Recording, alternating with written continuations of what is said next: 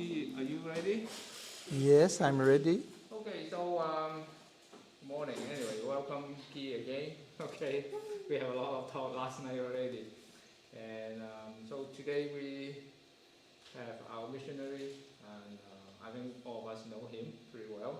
Okay, and so I'm passing the time to Guy. If in case you don't know some terms, just raise up your hand. Okay. 如果你唔知有啲 terms 即係啲字詞咧，咁你舉一舉手，咁我翻譯俾你聽，好嘛 ？Okay. You're not translating the first part. No, that's okay. In English, okay, in Shakespeare language. So, yeah, I just add one slide here. Okay.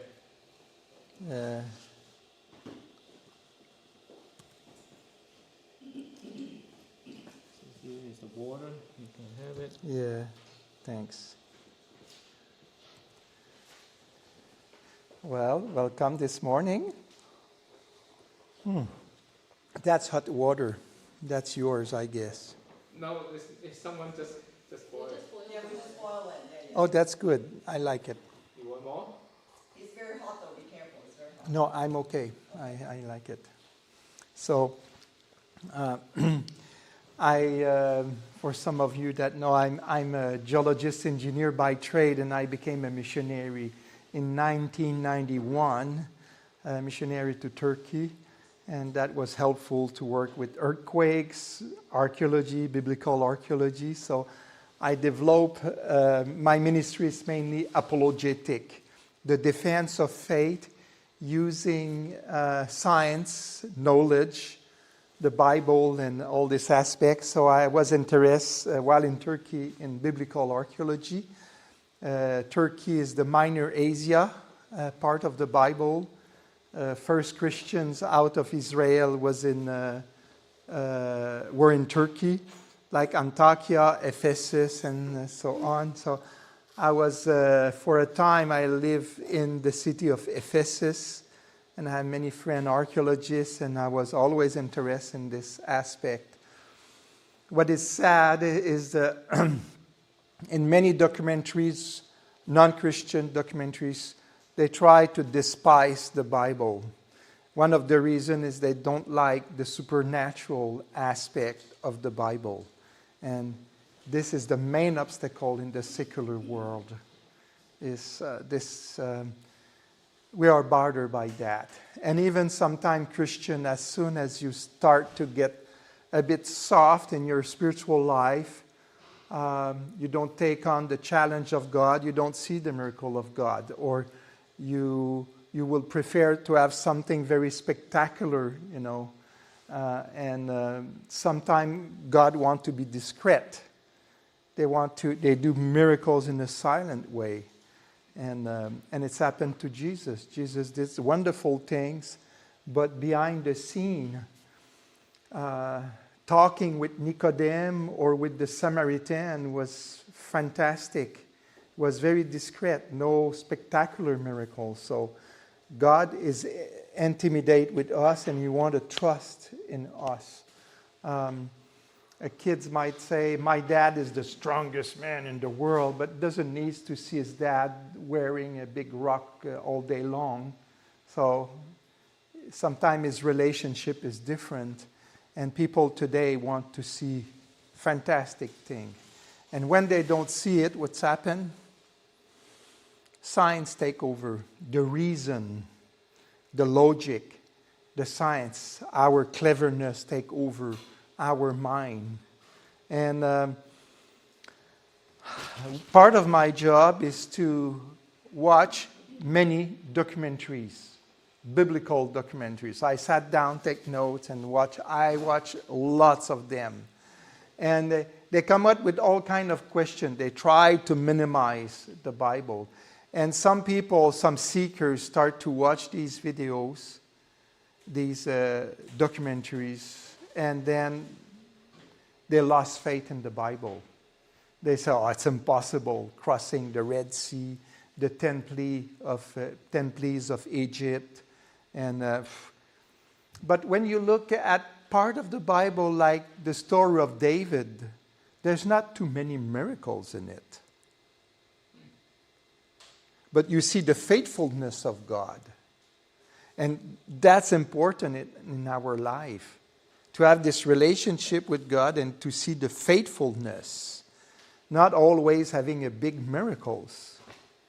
So the scriptures is very balanced. It shows that God is powerful. He can do amazing things. But at the same time, the amazing thing is God is faithful throughout history. And we have to look at all these aspects. So it's why sometimes people don't like the Old Testament for some reason. But it's a challenge. It's the personality of God. God shows different aspects of his personality. Parents do the same with kids. Kids grow up and they discover this different aspect. Oh, that's my father's job. He's doing that. Oh, and then you grow up, you start to realize some aspect of your parents. The conversation change at another level. So the same with the scriptures. We start to know God more and more. And the ultimate part of knowing God is knowing what God has done for you at the cross. When Jesus went alone, walking the path, being abandoned by God and being abandoned by man. So I developed a series of biblical archaeology and try to think and having exchange with Muslim. Sometimes I lectures in security alert. Again, what is that? Just cancel it. Escape. Cancel button at the bottom of the pop-up. Is that anything else?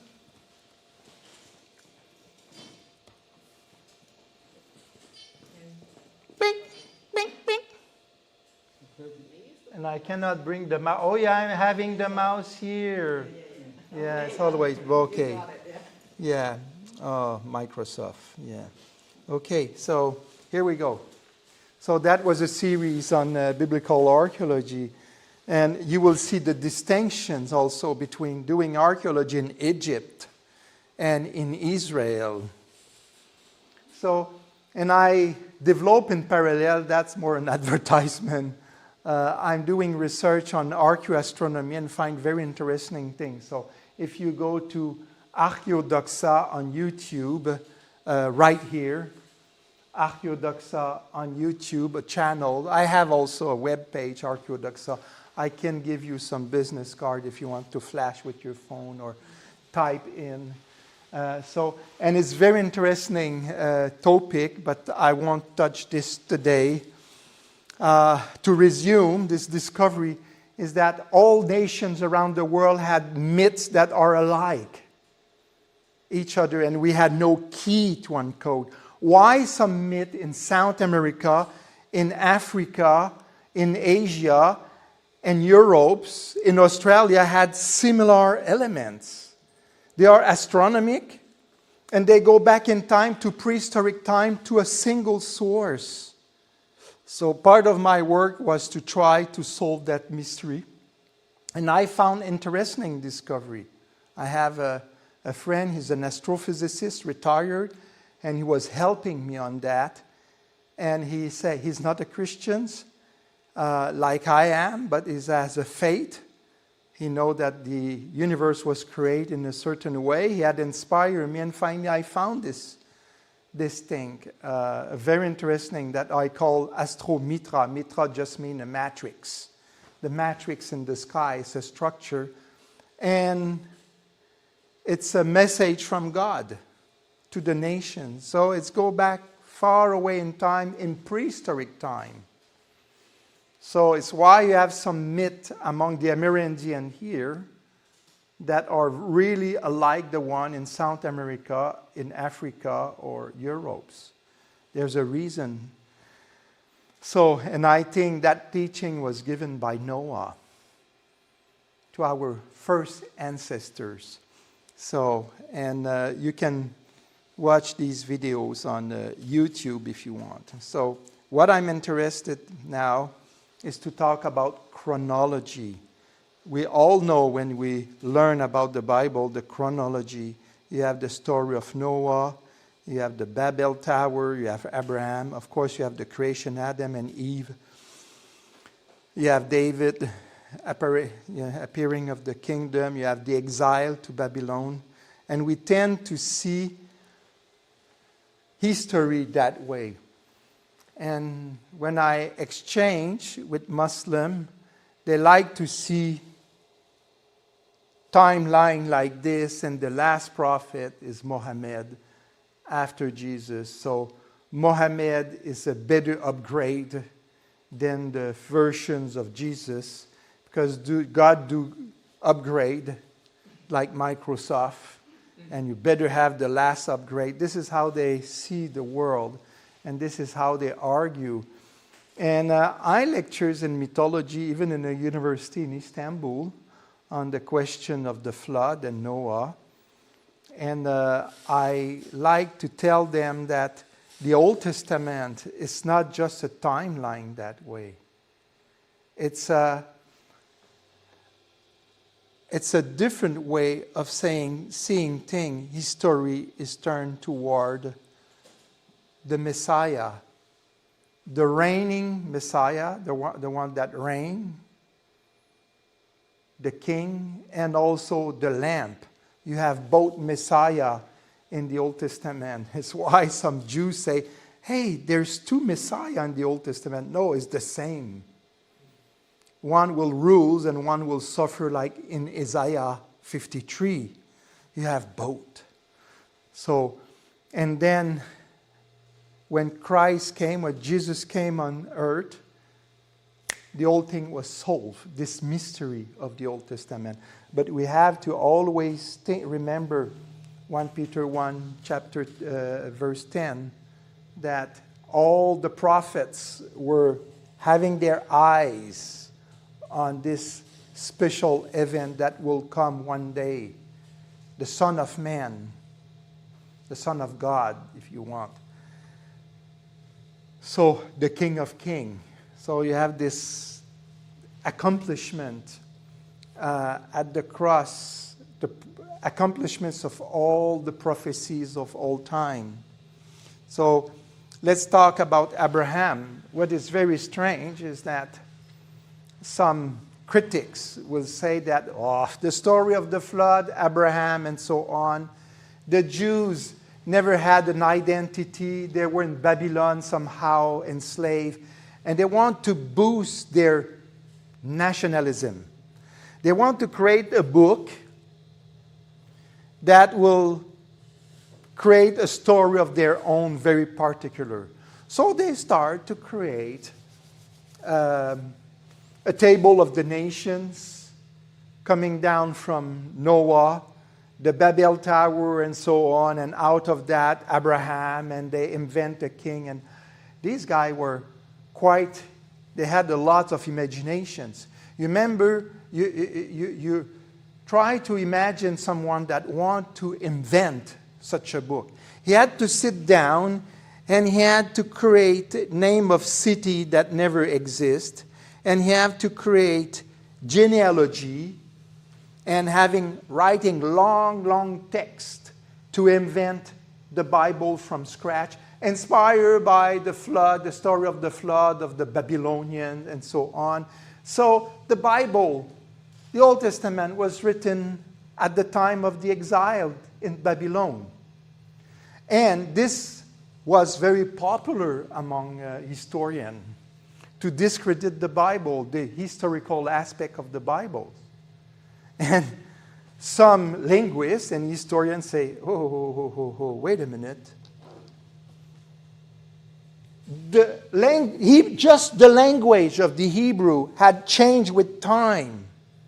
When they were enslaved in Egypt, you have Musa, Ramusa, Ramesses. It's a word, Egyptian word. Miriam is an Egyptian word. And all this aspect of the custom of the Egyptians. And after the language change, you start to see Assyrian language appearing and Persian language. You have the Aramean, and it's always taking the color of the history of the periods. And some city had disappeared. At the time of Babylon, people did not know about the city of Ur. And Sharon was not even important.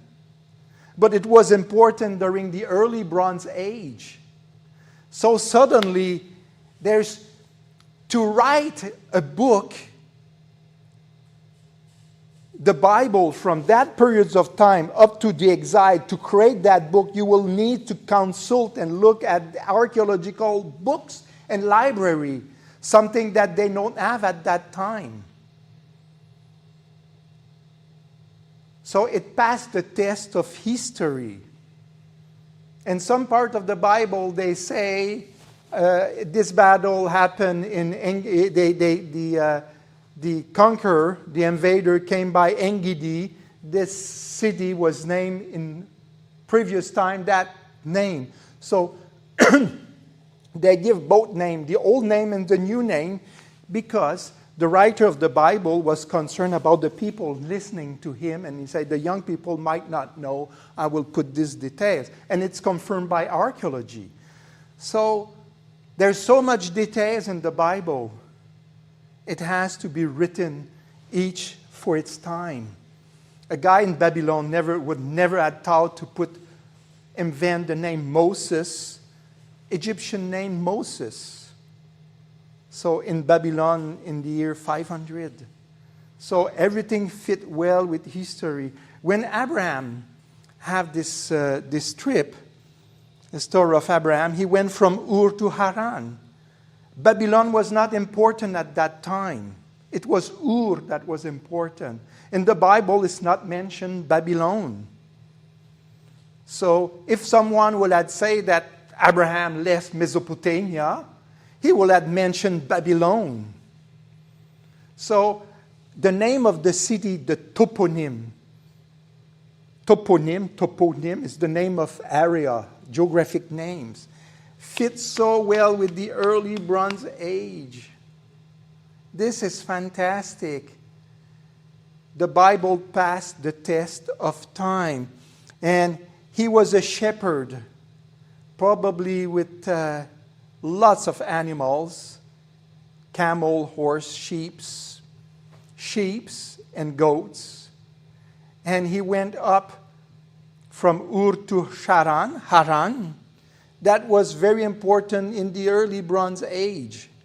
And after he went down, he went up this road, and then he went down this area. This is the Fertile Crescent.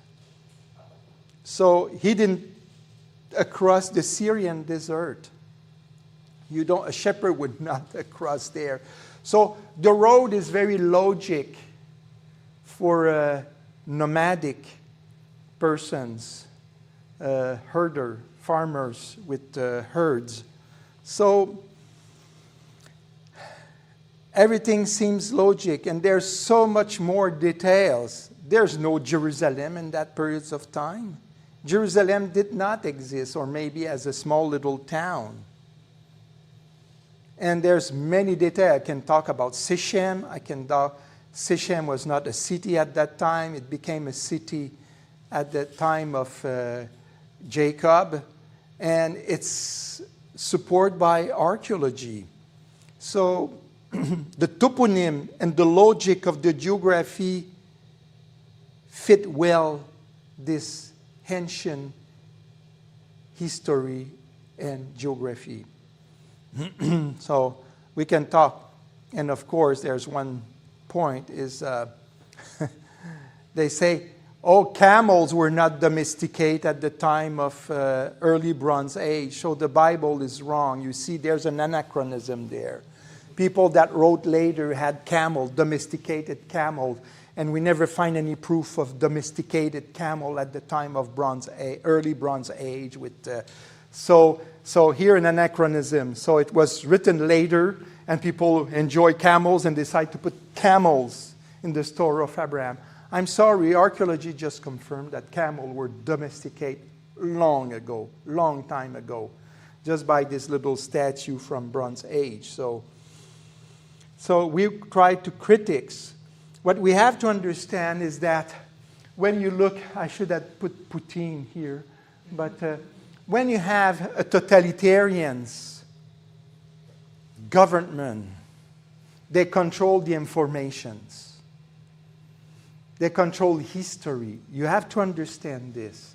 The Bible is not written that way. For a reason I will explain you. So we can go on, move on. Okay, look how it's worked. In ancient time, propaganda was so important for stabilizing a kingdom. So this happened at Medinet Habu Temple Complex. This is Ramses III. He did the nice temples to his glory. And the tendency on that time is that when a pharaoh dies, his son or grandson decides, say, that will be a good idea to change the names there. Just change the names there and put my name. So they go, and they sculpt, and the guy put his name on it. Assyrians were very good. We think they had photocopy machine. You know, they traffic things and they hide a stone to put their own stone. And archaeologists say we could not trust at all the Assyrians. It's so much propaganda. We had no trust in their stele. A stele is a stone, a stela, that you put in the middle of the town with all what the king have accomplished. I killed that amount of soldier and capture this and do that and conquer this. And you find this stele in Syria. They find another stele that was created after that one was buried. The other one was a photocopy of the previous one, except that the new king put his name on it. I say, come on. How can you have done the same war 100 years after and doing exactly the same thing? The guy that created the new one, was not wise enough to traffic. Never thought that archaeologists will find the oaks. So he redid like a photocopy, but put his name on it and put it in the middle of the town. And people in the town say, oh, that's true, our king did that. Oh, he did this. Yeah, it was done 100 years ago by his grandfather. So Assyrians say, Assyriologists, archaeologists of Assyriology, the science of Assyria, say we have no trust at all in Assyrians. It's all propaganda. So I come back to Medinet Habu temples. What Ramses III did is that he decided, that was very clever. He said, wow, no photocopy. I will do it. The hieroglyph will be very deep, about 20 centimeter deep. So if a bozo come and want to change this, another pharaoh want to put his name there, he will carve so deep people will know it's a fake. It's a hoax. It's a scam. So this is how it worked. Now in the Bible, which is very interesting, is that it was almost like a democracy. In the democracy, you used to put on newspaper freely, and people or other journalists can check out if it's true. And then you made things transparent, no propaganda. So people think that democracy is to go to the poll and to vote for what you want. The most important aspect in a democracy is the truth. If a politician do something bad, after this he's voted out. He has to resign or, like Boris Johnson, but he has to he has to resign or people don't vote for him again. But what is important is the informations. To have access to the information. That's the true democracy. This is the fundamental part of the democracy. And the Bible is remarkable because all the sin of those kings are exposed. Everything is exposed. Sorry, David, you did something very bad with the wife of Uri, and you will be exposed. And they are exposed by prophets. Fortunately, Dave repented of that. So that's the, in many religions and many systems like the Romans or the Greek, or you use, the prophet was a devin, you know, people that, sight seeker. And he was at the service of the king or the general or the conqueror. Tell the soldier what I want you to tell them. But in Israel, God talked directly to the prophet to say, tell the king, don't go at war. Or go at war, or tell you. But it was always related to obedience and to a moral aspect of the spiritual life. So you have the prophet at the period of his life that have to go to the king and say, you're a crook. And it's why Jesus say, one do for the glory and the other go for the truth. So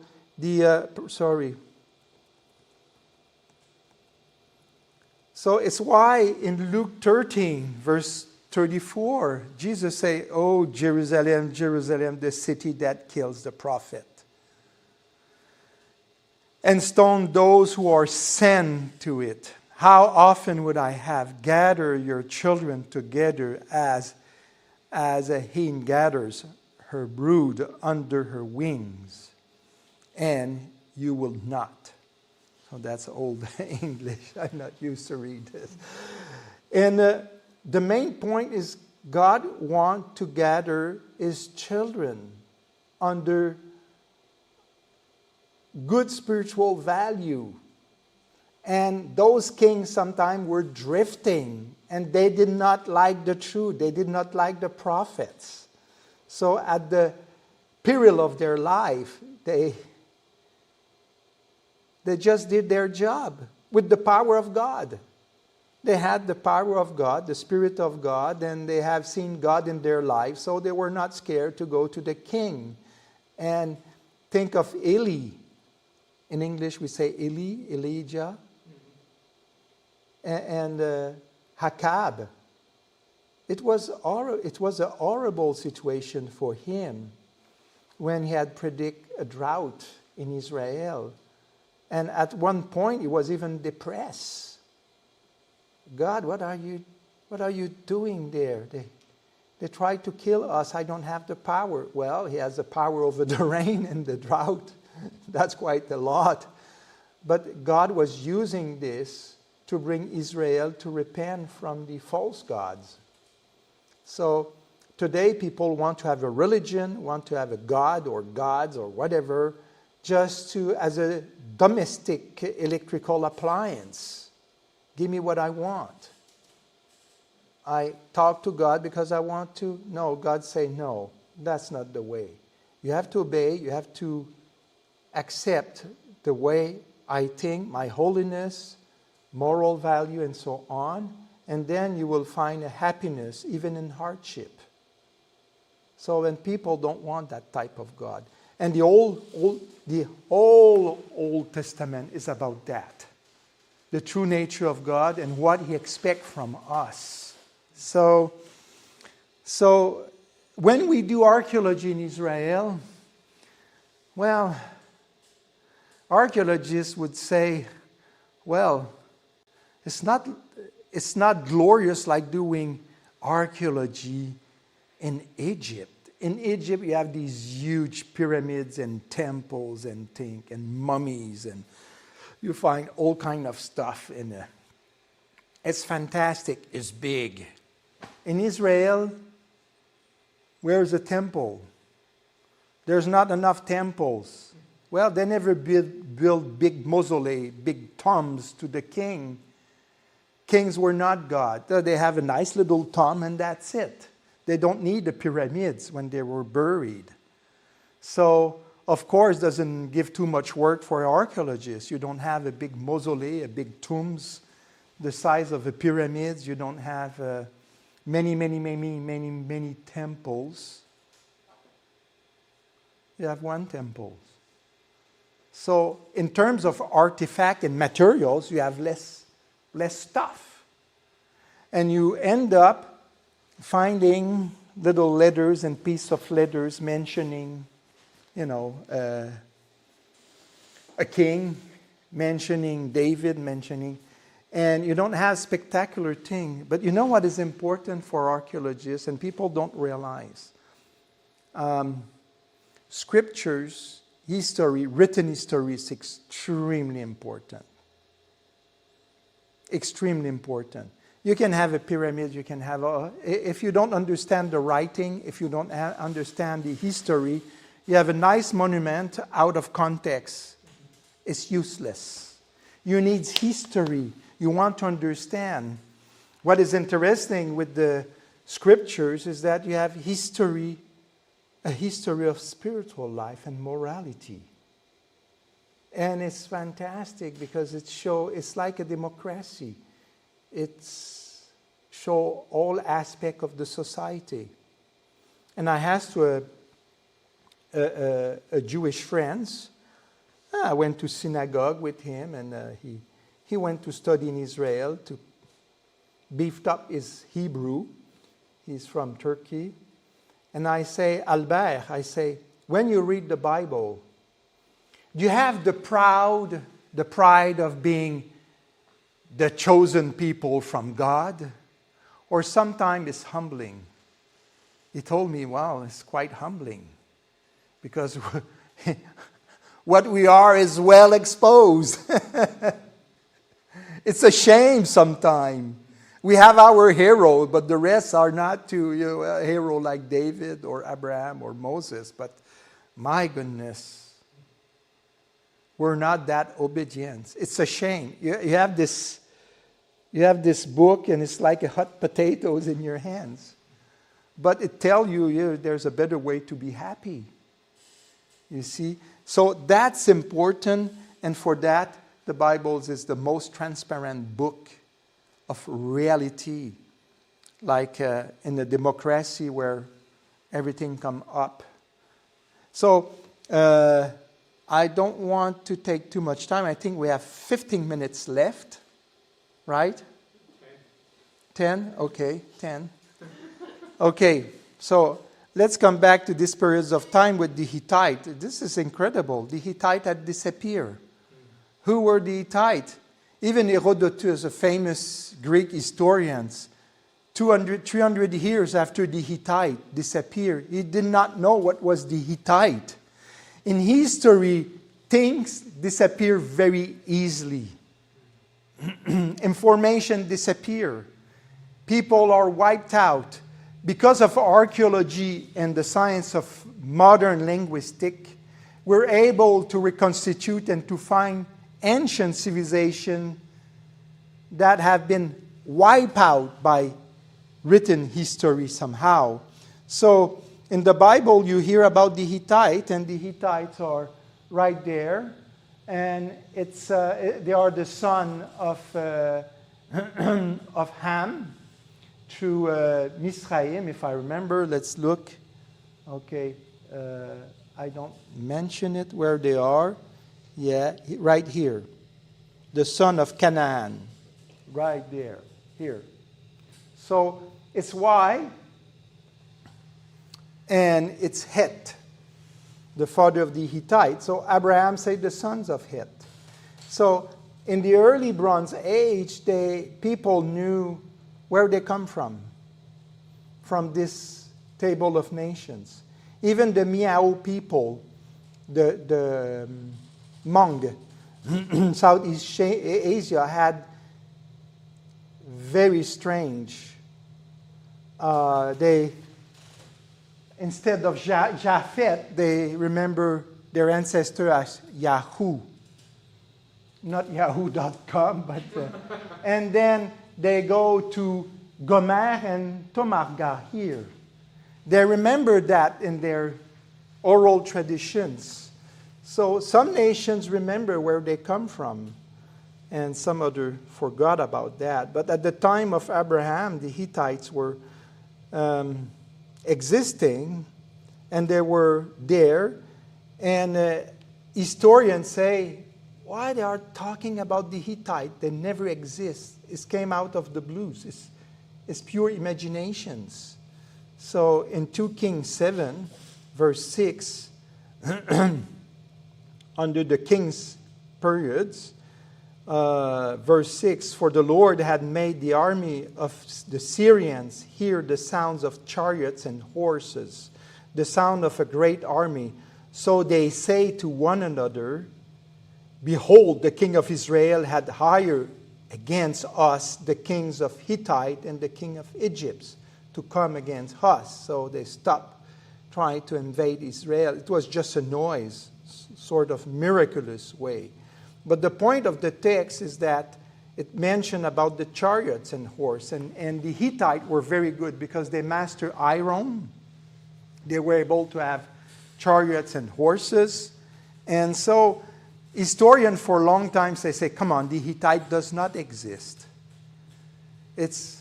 But archaeology had confirmed the existence of the Hittite in Anatolia. You see this land there. It was hard to realize that there were a city there until you dig with professional archaeologists to realize it's a huge civilization. And once we understood their script and their writing by analogy with other writing, business letters and so on, between the Hittite and the Assyrian, we were able to decipher, to uncode, to decode their writing, and then realize, oh, they named themselves Hittite, or the people around named them Hittite. So you say, oh, it's true. So you realize that it was a huge civilization. They were at war with Egypt, and they did have very important chariots. So historians say, well, the Bible was not wrong at all in this aspect. The Hittite is true. And in 500 years BC, in Greek land, in Asia, people forgot about the Hittite.